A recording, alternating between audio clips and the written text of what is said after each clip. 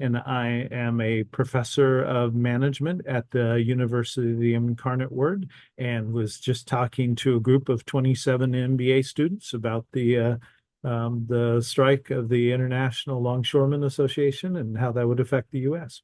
and particularly the people in San Antonio. Yeah, so tell me a little bit about we do see people panicking now. Tell me, should they be panicking? What does this mean for us here in San Antonio?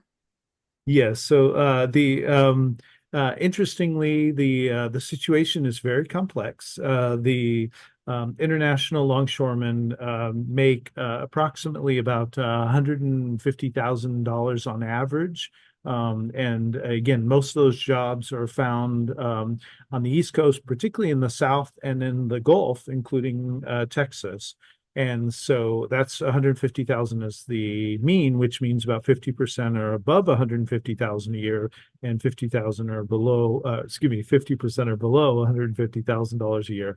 That household income in the United States is about 75,000. So longshoremen in general make about twice the average household income.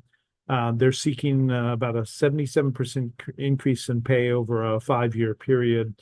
The head of the union himself is actually makes about $1 million a year and reportedly owns a yacht and an expensive supercar. So they're not hurting, but of course they're very concerned about their jobs, particularly and this has been circulated somewhat in the business circles. Is one of the sticking points, as you may have heard, was the growth of AI. Artificial intelligence is again showing its hand and playing a role, very similar to what it did in the Hollywood strikes, if you remember when the Hollywood, both the actors and the writers were going on strike, they were concerned that AI and automated systems would be starting to write scripts for movies. In this case, the longshoremen are seeking assurances from private businesses that there will be no automation when it comes to robotics, particularly AI-enabled robotics for the cranes and other work. Interestingly, and again, the longshoremen have obviously the right to, and if they think that they can get better pay to take care of themselves and their families, I am completely in support of that. But interestingly, one of the things that they talk about is that their job is extremely dangerous, but yet automation would decrease almost instantly the amount of deaths and injuries that would occur in this job where they're dealing with very large pieces of freight. For example, the shipping crates it can be extremely heavy, and if there's accidents, they can lead to serious injury and death. So the automation and the robotics is one of the key sticking points, interestingly. And it seems that the longshoremen are, if you will, reading the tea leaves and see that the future is going to be automated and AI is going to have a major impact in the United States. Just about a week and a half ago, one of the companies that's been working with AI the longest, IBM, just announced that they were going to lay off about 7 to 8,000 people. And that's a year before the CEO had predicted that they would be able to lay off about 3% of their population, about 7 to 8,000 employees due to AI. So the longshoremen, I think, are trying to make money while they can because they know that in the future there will be less jobs available in that position because of automation. My apologies, that was No, you're long. fine. That went amazing. Less questions for me to ask because you got it all out. I love that. So Now, how does it affect San Antonio? This is an incredible question. As my fellow San Antonians are probably aware, there's a run on toilet paper and other types of products right now. It's somewhat humorous because in the United States, as of 2022, over 68% of all paper products are made based on recycled products. In other words, they get the products from dumps and from landfills and other things, and they recycle the paper. Not only just for the environmental good it does, but actually because it's a lower cost material that they can get access to. The most paper products are made from materials that are actually used and thrown away here in the United States. The run during COVID was more based on the manufacturing productivity because many people weren't going into workplaces, particularly factories, where you had to work close together, and they didn't know how the spread of the disease would be working in these environments.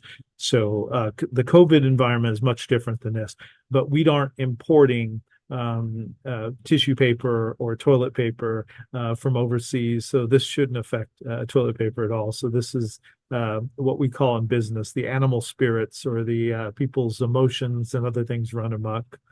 Oh, and by the way, the other interesting point, the largest imports of lumber and other materials that go into paper is actually Canada, and we actually get a significant amount of that through rail and through freight, not due to ports. So again, I don't think we'll be lacking in paper products in the near future due to the international ports being shut down or closed or even constrained. You could think that this will go on. I know it just kind of started. It hasn't been here on, they haven't been on strike for too long, but do you think it could go out for some period of time? This is a fascinating subject. So obviously we're in an election season, and there's going to be increasing pressure, particularly on the Biden-Harris administration, to potentially end this and put pressure perhaps on private businesses and the public entities that work in the port systems. So I think that that's one of the things the union's counting on is that they can take advantage of the pressure that comes with an election season and, to try to maintain business as much as possible. So that is playing into this. The other thing that is playing into it is let's not forget that the AI and robotics and automation is upon us, and it's going to be affecting many jobs. As we saw from the writers' strike in Hollywood, that lasted a very long time, much longer than we expected. And that's because the businesses knew the incredible productivity power that was gained by having generative AI potentially involved in writing scripts. If you can reduce the human capital cost in most businesses, that's the most significant or largest line item. So if you can reduce that, you increase not only your productivity, but your profit margin significantly.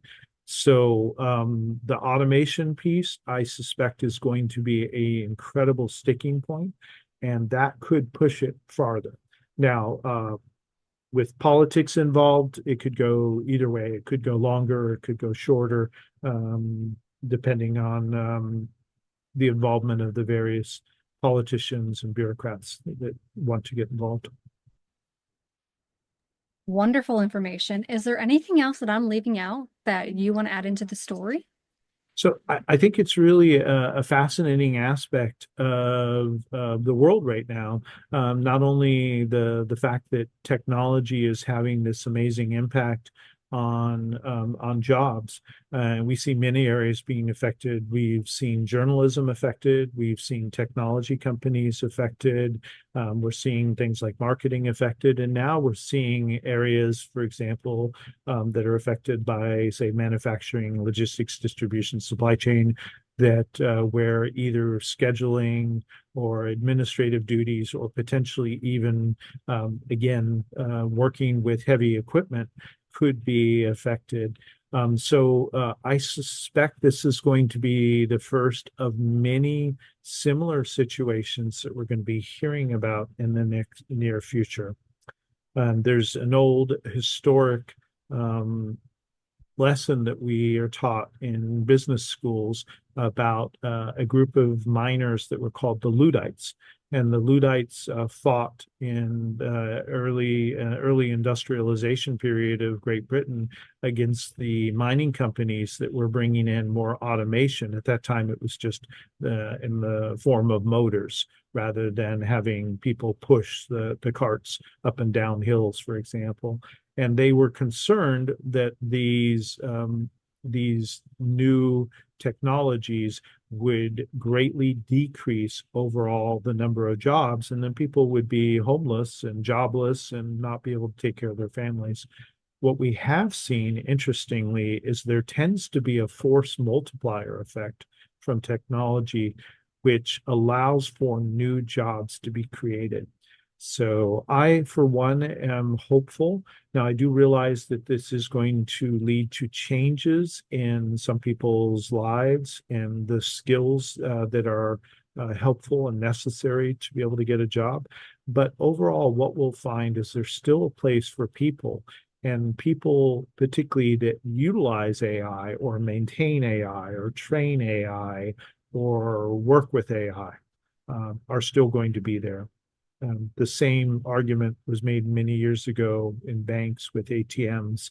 And then what we found is when ATMs were implemented, that people had to fill the ATMs up with money. People had to go clean the ATMs. People had to service the ATMs. People had to reprogram the ATMs. It turned out that there was a variety of business models and business functions that grew up around these automated systems. And so the same will eventually happen, but we are looking at a period of reskilling. And I understand it is going to be, if you will, scary for some of these positions. And it is going to change things. Absolutely. Great information. You educated me on some things that I didn't know about either. So that's really great. It would make a great another, if you'd like to look at doing another report on some of the greater impacts that AI is having.